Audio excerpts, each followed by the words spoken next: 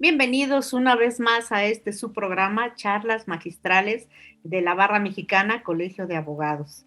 El día de hoy tenemos un invitado espectacular, un gran ser humano, no solamente un gran abogado penalista, sino un gran ser humano que trata en todos y cada uno de los asuntos que como abogado patrocina, precisamente de reconstruir el tejido social para lograr la ayuda mutua que tanto se nos ha olvidado.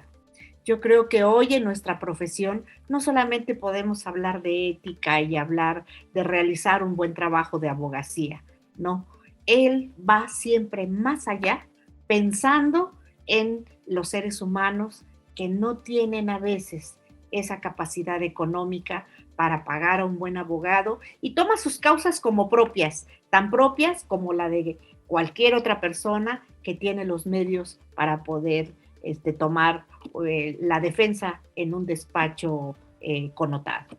Es un placer para mí presentar el día de hoy al abogado Pepe Nazar Dao, José Nazar Dao.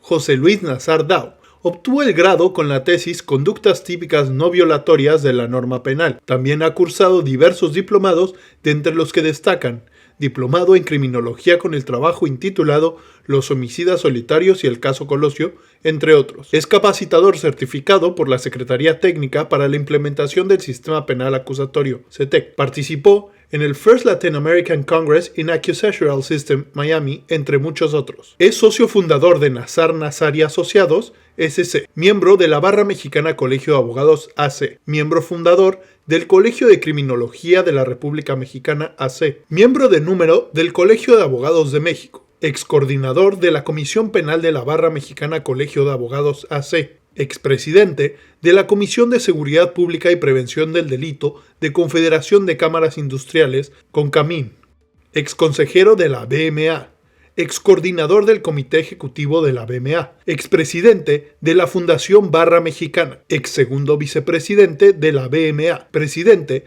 de Giant of the Seas Corp., miembro del Consejo Asesor de la FBM y miembro de la Inter-American Bar Association. Fue seleccionado como Best Lawyers en México en 2020 y reconocido por Top México como decano del año 2021. Ha realizado diversas publicaciones como algunas consideraciones en relación al delito de operaciones con recursos de procedencia ilícita, acción penal privada, la defensa en el sistema penal acusatorio, entre muchas otras. Pues como hemos mencionado, hoy tenemos el privilegio de tener con nosotros a una gente muy querida, muy reconocida, muy admirada. Querido Pepe, gracias por aceptar. Estamos encantados de que estés con nosotros el día de hoy en el programa. Y bueno, primero que nada agradecerte el haber aceptado. Margarita, muy querida, y honrado soy yo, fíjate, no solo por el gran programa, sino por la gran personalidad y el gran cariño, y como siempre lo he dicho, esa sonrisa domina territorio. Y estar frente a una persona como tú, de verdad, me engrandece, me enorgullece y me honra. Muchas gracias por la invitación y buenas tardes a todos. Muchas gracias, Pepe. Pues, queridísimo Pepe, conociéndote, no me extraña que hayas recibido en tu vida profesional tantos reconocimientos nacionales, extranjeros.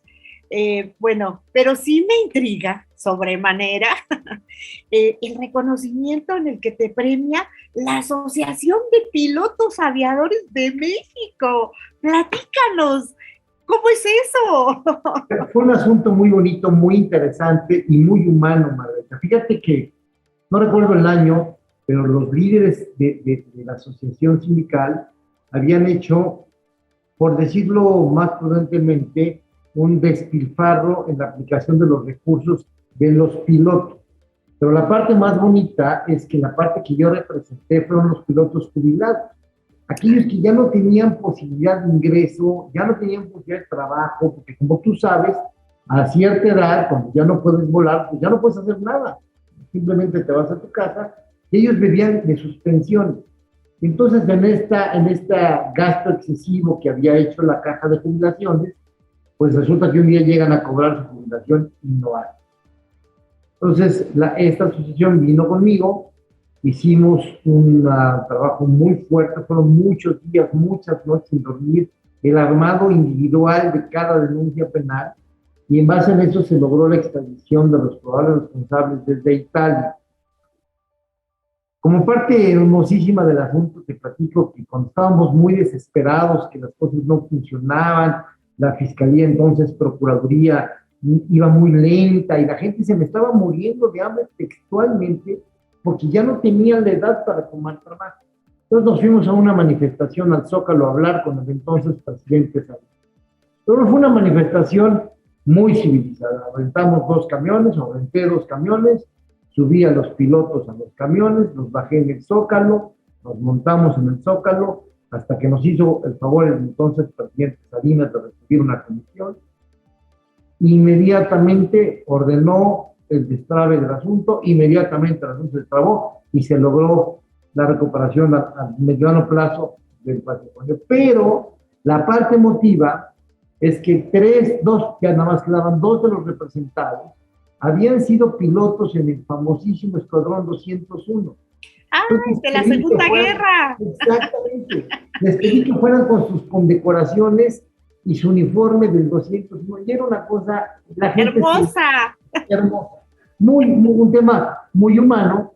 Cuando logramos finalmente, con el apoyo desmedido de la entonces Procuraduría, que la orden judicial fuera ya de repartición de bienes, empezando por los jubilados, ellos me hicieron el favor de hacer un evento muy grande y en el cual me otorgaron ese reconocimiento, Margarita, porque finalmente acordamos que a pesar de que para cada uno era un pequeño patrimonio, ante su corta edad, preferíamos haber hecho su trabajo pro bono y se hizo pro bono. Entonces eso me dieron en correspondencia. Pues ya desde entonces andabas en los trabajos pro bono y yo creo que son de esos asuntos de las grandes satisfacciones, ¿no? De tu carrera profesional, de esas cosas que no se olvidan nunca. Muchísimas cartas de ellos, ya muchos años después me seguían hablando, procurando. Hoy yo creo que ya casi ninguno debe estar ya vivo, pero eran hombres extraordinarios. Qué bonito, qué padre experiencia.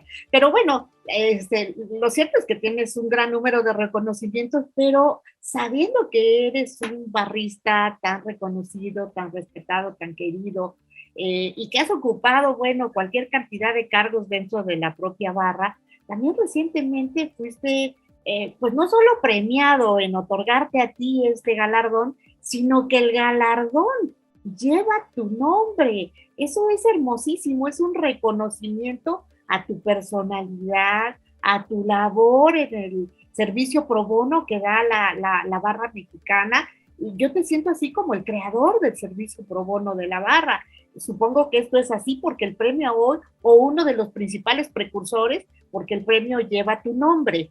Yo te quiero preguntar, primero, bueno, cómo nace el premio pro bono, a quién se lo dan, cuáles son los requisitos y qué emoción haberlo recibido tú como el dueño del premio en el nombre. Platícanos esto. Hermosísimo y sorpresivo, pero empezamos. Mira, lo cierto es que la Barra Mexicana Colegio de Abogados es de los pocos colegios que tiene como obligación estatutaria el dar trabajo pro bono. Yo cuando decidí colegiarme, por naturaleza debía haberme colegiado en el UNCAM, pero lo hice en la barra precisamente porque nos obliga el trabajo pro bono. Después, como barrista, siempre tuve la oportunidad de haber recibido encomiendas de la propia fundación, ahora fundación, para atender asuntos pro bono. Y me empecé a internar en el asunto y en el manejo de la fundación, hasta que un día recibo una llamada del entonces presidente de la barra, José Mario de la Garza, y me pide que tome la presidencia de la fundación. Cuando tomo la presidencia de la fundación, un poco inquieto, me da por crear un gran consejo, Margarita. Tuve un gran consejo con una virtud, no nos conocíamos. Cuando yo les llamé por sus propios méritos, y ellos, ¿sabes? Nunca habíamos convivido. Convivimos y nos conocimos en la primera junta de consejo. ¡Qué maravilla! Maravilloso, maravilloso. Y emprendimos una lucha, primero por una independencia financiera y una independencia operativa de la propia barra, porque acordamos algo que finalmente creo que se logró. Queremos ser o queremos seguir siendo el orgullo de los barrios. Y para eso no podíamos ser una carga. Claro. Éramos una cosa o éramos otra, ¿no? La barra pagaba las nóminas, la barra pagaba, dijimos, no, el dinero de la fundación lo aportan los barristas, dénnoslo y vámonos a una campaña de apoyo. Y lo hicimos muy bonito, lo hicimos muy emotivo, pero pues nos interrumpió la pandemia, aún así seguimos trabajando por estos medios electrónicos y atendimos, en la pandemia fue una gran oportunidad para atender problemas de cáncer, de insumos médicos, de atención de COVID. Y, oye, en la barra están los mejores abogados de México. Es cierto. Lo sabes como barrista y lo sabes como... Entonces, ¿por qué no juzgadora? Exactamente, ¿por qué no aprovechar esos genios en amparo que tenemos, esos genios penalistas que tenemos, los familiares? Y entonces se volcaron, a mi llamado se volcaron, y la fundación empezó a experimentar algo que nunca había vivido en los 20 años, que es una actividad muy intensa de los propios barrios. No, pero tu liderazgo en eso, bueno, eso hay que resaltarlo. Digo, no cualquiera que los llame van a acudir. Habría que predicar con el ejemplo, lo entendimos desde el día juntos. Sí, efectivamente. Y yo creo que ha de ser una gran satisfacción profesional tuya el haber creado esta parte tan importante de la barra con una labor social que en lo personal me parece maravillosa. ¿Qué hace una persona, un ciudadano, que siente la necesidad de verse pues asesorado, patrocinado por la barra y que no tiene los medios para pagar un abogado? ¿Qué hace? Fíjate, Margarita, que déjame antes hacerte un comercial. Tengo muchos años en nota, pero en esos muchos años que tengo, haber presidido la fundación es lo más bonito que me ha pasado en mi vida. Independientemente de ser abuelo y padre, pero es lo más bonito que en mi vida profesional fue lo más bonito. Tenemos una fundación muy sólida, tenemos una fundación caminando,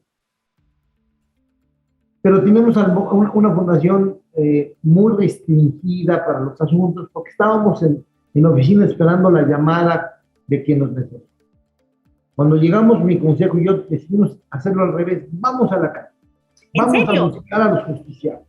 A ver, ¿dónde está? Y por redes, oye, esta señora la están golpeando, estos niños, búsquenlos. ¿Ustedes les hablaban? Claro. ¡Qué maravilla! Y entonces empezamos a permear.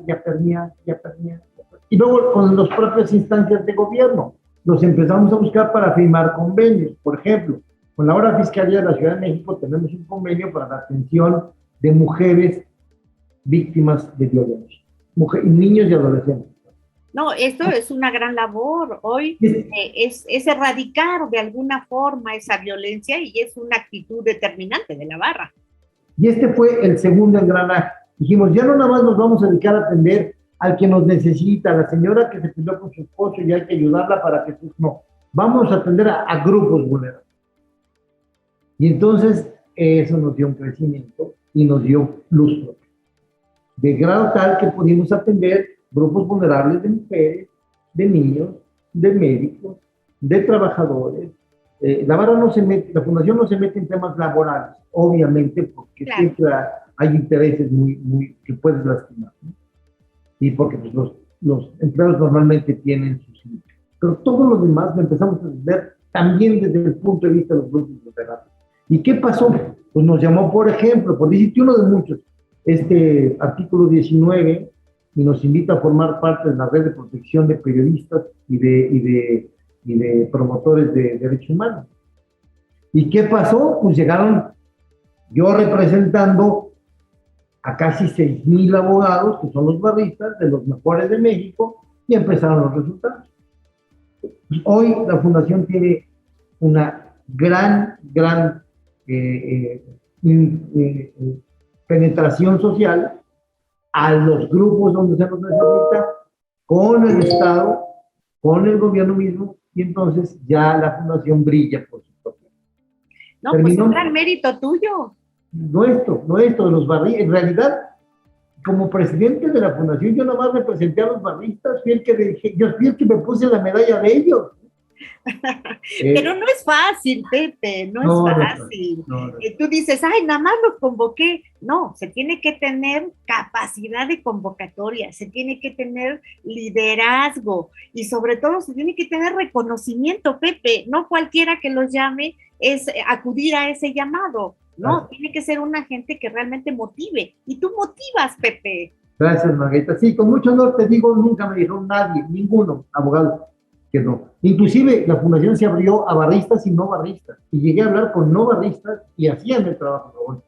Maravilloso. Y en el último año, los no barristas también nos buscaban, oye, asígname un pro bono, por favor. Ay, no, bueno. Te hiciste realmente de una asociación que es la fundación, en donde pues realmente se lleva un trabajo social con convicción. Exacto. Con convicción, que eso es lo más hermoso. Y vocación. Y vocación. Porque hay que sentirlo aquí adentro. Pero además, sintiéndolo, quienes lo saben hacer. Porque hay mucha gente que lo siente, pero no sabe defender. Estoy de acuerdo. Nomás lo sientes, ¿no? Sí. Pepe, tú eres un gran abogado penalista y bueno, esta labor que estás haciendo en la fundación ha sido maravillosa y yo siento que muy merecido que te hayan otorgado el primer premio que lleva además tu nombre. Yo creo que eso es motivo de un gran orgullo y sobre todo de un gran reconocimiento para un personaje que ha influido de esta manera en este trabajo tan altruista que eso es el trabajo pro bono. Pero fundamentalmente eres un gran penalista, un reconocido penalista en nuestro país. Y yo te quiero preguntar, ¿qué te indujo a dedicarte a la materia penal? ¿Qué fue lo que te llamó la atención? Bueno, el comentario viniendo de ti, ya estoy a punto de creérmelo, lo que sí soy un cuento, Margarita. Primero, yo no quería ser abogado, yo quería ser biólogo marino. Yo quería buscar en la vida, vivir en las playas, comprarme un barco, pero también me di cuenta que pues de buzo no iba a comprarme un barco, ¿verdad? Iba a tener que bucear en barcos ajenos. Y decidí pues, que esa no iba a ser. La otra inquietud, pues mi padre siempre me había conminado a estudiar Derecho y decidí intentar. Y el primer día que tuve un libro de Derecho en mi mano, sentí que era lo mío. Introducción al estudio del Derecho, bonita y aburrida, civil, bonito y aburrido, romano, bonito. Bueno, ¿cómo pude? Pasé primero, bonito y aburrido. Pero llegué al segundo año y me dieron teoría del delito. Dije, ¿qué? Que además es la materia que hoy imparto. Estoy enamorado de ti. Mi gesto sí es lo mismo. De aquí soy. De aquí merito soy. Ya no me interesó todo lo demás. Por eso, Margarita, siempre mi primera clase, ya de hace muchos años, empieza diciéndole a mis alumnos que el derecho penal no es importante, que es lo único, y que así lo puede todo el año. Pero que es una vocación. Los penalistas pues es que no lo dice un abogado penalista convencido. Eso es lo más importante. Los que somos penalistas, nacimos para ser penalistas. Mira, necesitamos las virtudes de todos los demás, pero necesitamos todas. Un buen constitucionalista, y tú lo sabrás, tiene la virtud del pensamiento, de la profundidad, del análisis detallado. Pues también la necesita pero a lo mejor un buen constitucionalista no tiene la paciencia de ir a tratar con el funcionario judicial. Pues también la necesita un penalista, pero también aquel abogado que sí la tiene, pues a lo mejor no tiene la paciencia de ir a un reclusorio a ver un judicial. Pero lo principal, Margarita, a la mayoría de los abogados a lo que se dediquen, les está prohibido tomar las causas propias. A los penalistas nos está obligado. Claro. Si yo no siento la causa de mi cliente, mentira o verdad, culpable o inocente, no soy su juez, pero si no lo siento como causa propia, no lo puedo tomar. Tienes toda la razón. De otra manera, no está la convicción en ti para poder defender. No. no está. Y Sí, si no está la es comisión, totalmente entendible. no te Totalmente. sacrificas. No Por eso eres tan exitoso y por eso eres tan reconocido. Por amigos como ustedes y mis barristas, queridísima Bárbara. Amo a la barra. Yo lo sé. Yo lo sé perfectamente bien. Oye, Pepe, y en esta transición que vivió nuestro sistema jurídico entre el sistema inquisitivo anterior y el acusatorio adversarial de ahora, yo te preguntaría, estamos casi a 14 años de la reforma de 2008. Tú que tienes esta gran experiencia y este gran conocimiento en la materia penal, costó trabajo y ahora estamos adaptados realmente a este nuevo sistema. ¿O qué pendientes quedan para decir la transición está consumada y lo hemos transitado decorosamente? Mira, Margarita, el sistema como tal, el sistema, ahí está lo de sus operadores. El sistema es una maravilla. Es acercar la justicia a los ojos del juzgador. Mira, te lo digo, a ti lo sabes. Tú y yo conocemos N número de jueces penales que nunca conocieron al hombre que sentenciaron o al que absolvieron. Conocieron papel. Eso era terrible de nuestro sistema anterior. Pues un poco lo que comentabas hace ratito, yo tomo la causa porque la siento mía. El juez que no conoce a quien va a sentenciar, pues no sabe a quién está sentenciando. Yo no valoro una prueba por lo que me dice el código. Antes eran tasadas. Ahora fíjate, la experiencia del juez. Para mí el sistema eleva al juez a un nivel espectacular. Para mí el sistema eleva al abogado a un nivel nunca antes visto. Cuando estábamos en la etapa de implementación y nos capacitamos, yo decía, ahora más que nunca me siento orgulloso de decirle único que sea abogado. El sistema, estoy hablando del puro sistema, el sistema invita al verdadero abogado a hacerlo. Claro. ¿Y costó trabajo transitar de uno a otro, Pepe? Mucho. No lo hemos logrado, Margarita. Esa era la otra pregunta. Y ahora voy a hablar de la implementación del sistema. Ok. Desafortunadamente, algunas instituciones, por no decir la totalidad, se dejaron el sistema en un papel, en una oficina burocrática. Por lo pronto yo nunca entendí por qué la pusieron en gobernación, pero ya la pusieron y la dejaron ahí en un papel burocrático. ¿Por qué? ¿Por qué no socializaron el sistema? Hoy la gente no entiende que un juez de control escasamente, de manera excepcional, te pueda dejar en prisión. Margarita, la audiencia inicial es para avisarte que te van a investigar por un hecho con apariencia de delito, nada más. Pero los operadores, a la hora de que lo implementan, o lo implementaron, pues consideran que es lo mismo que la averiguación previa, entonces llevan carpetas y carpetas y carpetas y carpetas a la audiencia inicial, y tú ponte en el lugar de un juez, como lo ha sido tan brillante siempre, y escúchame, 5 minutos, pero al minuto 9 ya no traes la atención en los datos que te está dando el Ministerio Público. Es que esa no era la idea. La idea era que, señor, voy a investigarlo a usted por esta y esta y esta conducta con apariencia de delito, buenas tardes. Punto. Y ahí se ven. Margarita, duran 3 días las audiencias, el otro día media 8 días. No se puede. ¿Por qué se desvirtuaron tanto, Pepe? Porque cometimos el mismo error que en el sistema anterior. Lo mezclamos.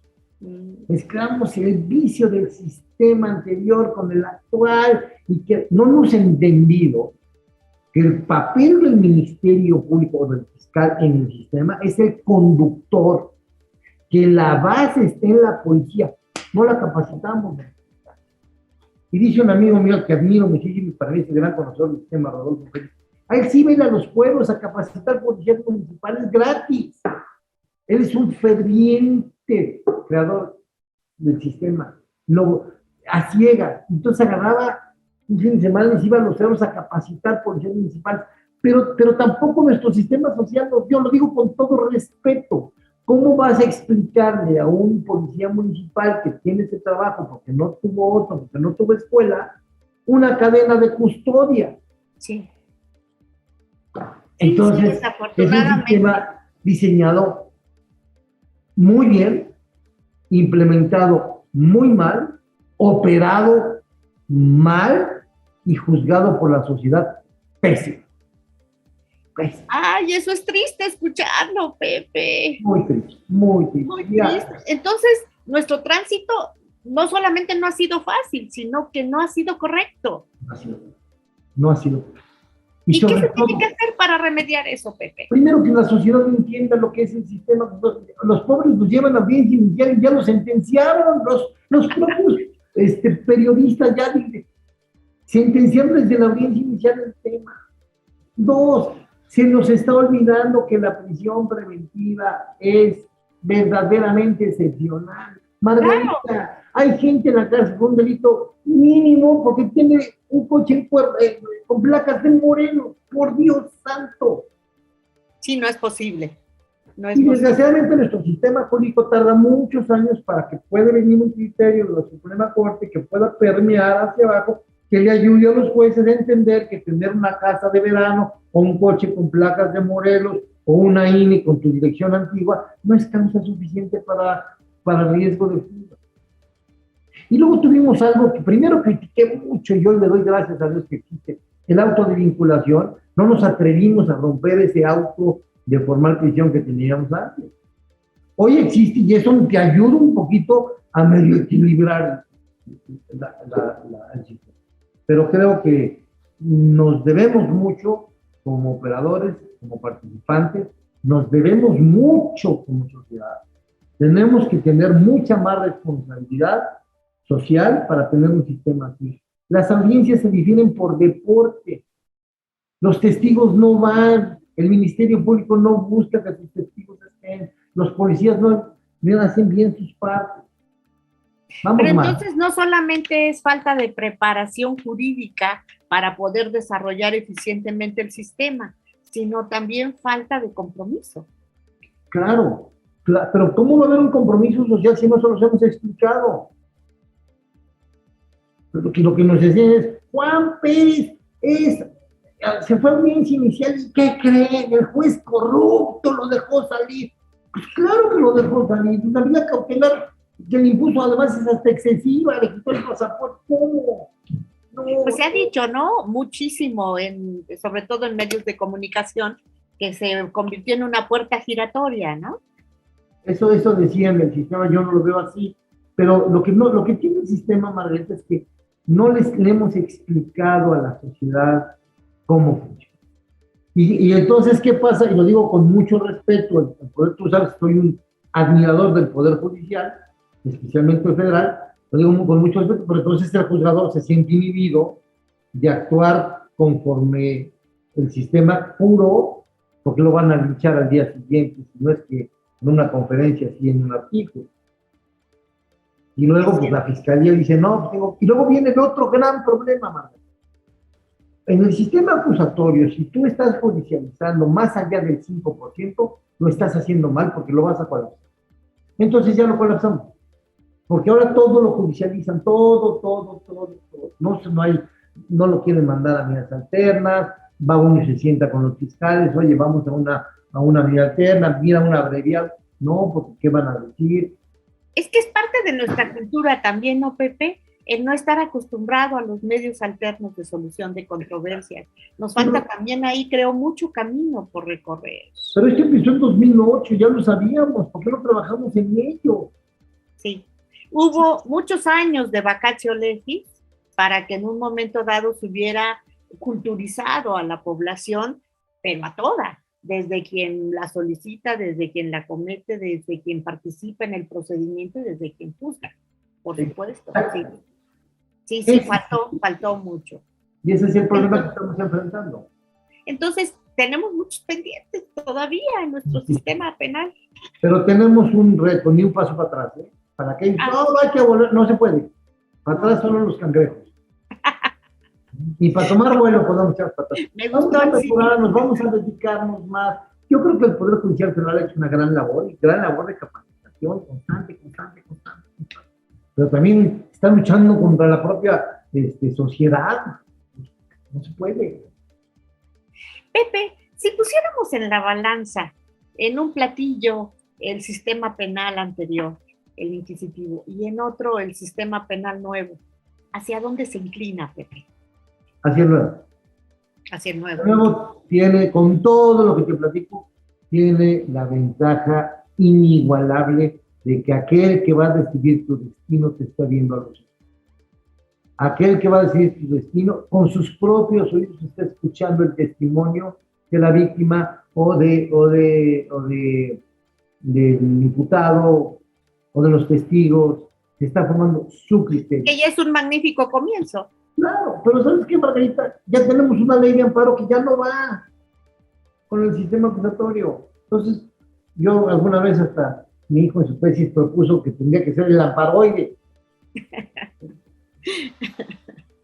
No, ya el amparoide quedó desde hace mucho. Pero es que no encontramos otra solución. ¡Qué barbaridad!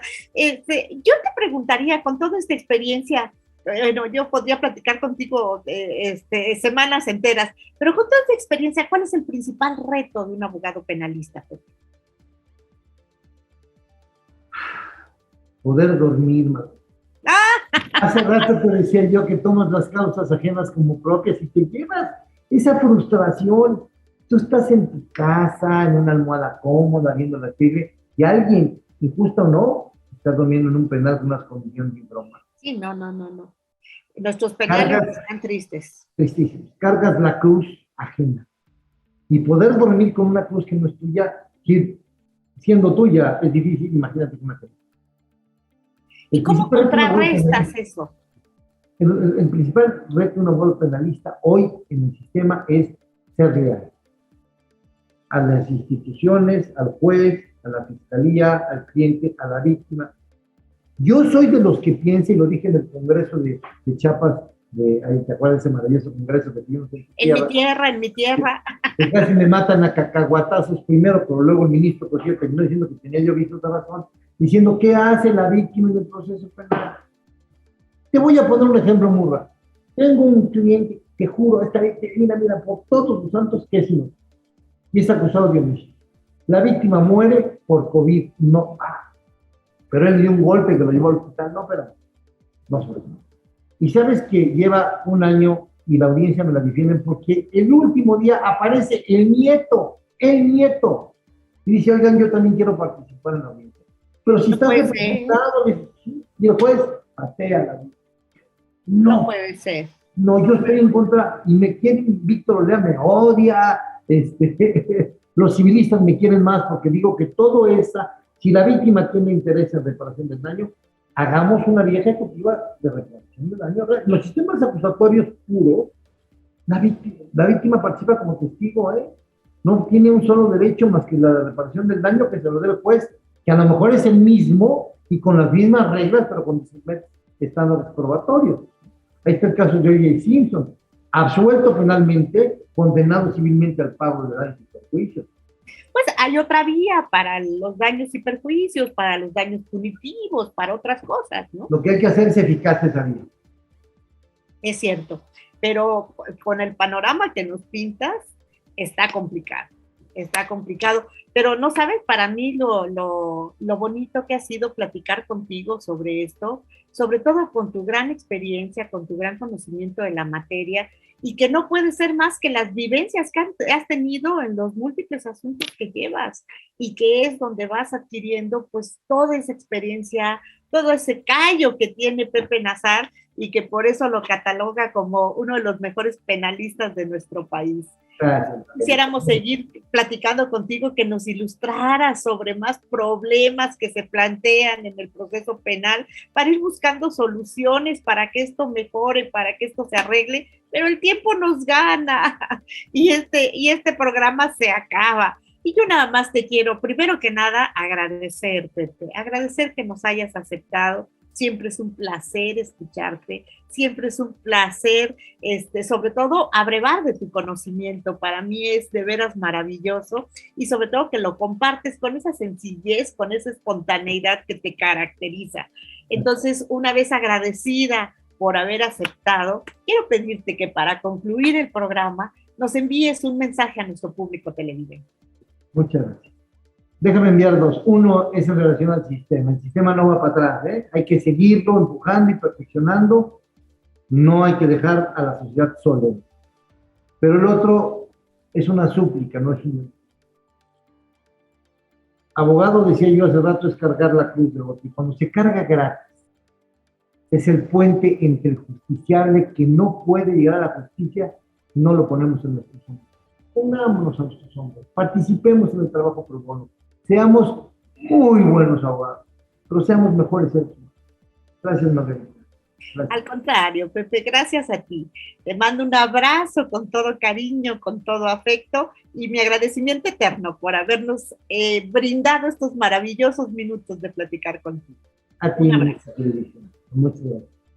Pues ha sido un privilegio realmente escuchar a Pepe Nazar platicar con tanta vehemencia, con tanta pasión de lo que para él representa ser un abogado penalista. Yo creo que sí se necesita una conciencia específica para poder en casos penales, como él dice, cargar la cruz de quien en ese momento puede estar privado de su libertad o bien puede tener el peligro de quedar privado de su libertad por mucho tiempo, que después de la vida, todos sabemos, es el don más preciado que tenemos. Entonces, para mí ha sido un placer, un gusto escuchar cómo un abogado tan prominente, un abogado tan reconocido como lo es Pepe Nazar, también es abogado de las causas difíciles, pero no solo difíciles en cuanto al aspecto jurídico, sino difíciles en cuanto al problema social, en cuanto al entendimiento de la ayuda hacia nuestros congéneres, que creo en ocasiones se nos olvida un poco.